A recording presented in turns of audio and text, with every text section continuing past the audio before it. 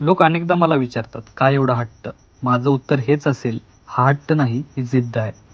जिद्द म्हणजे स्वतःवर ठेवलेला विश्वास. जिद्द म्हणजे संकटातही न डगमगता उभं राहण्याची ताकद. जिद्द म्हणजे लोकांच्या नाही पुढं आपलं होईल ठामपणे उभं करणं. हट्ट म्हणजे स्वतःचं म्हणणं इतरांना थोपणं आणि जिद्द म्हणजे स्वतःचं स्वप्न स्वतःसाठी जगणं. त्यांना वाटतं एक नाही जमलं, दुसरा प्रयत्न करेन.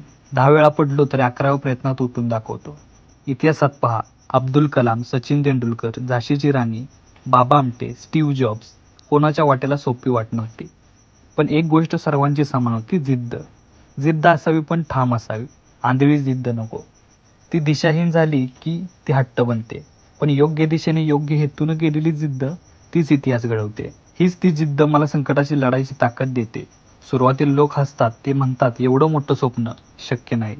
पण जिद्द म्हणजे अशा हसण्याकडे दुर्लक्ष करून पुढे चालत राहणं. कितीही अडचणी असल्या तरी मी थांबणार नाही. जिद्दी माणसं समाज बदलतात. ते काहीतरी वेगळं करून दाखवतात. ते सहन करतात पण हार मानत नाहीत. म्हणून समाजात जिद्दी लोकांचं स्थान वेगळं असतं.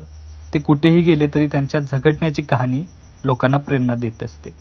स्वप्न मोठे असो, वाट अडचणीची असो, लोक नकार देत असतात. एक गोष्ट सोडू नका, जिद्द.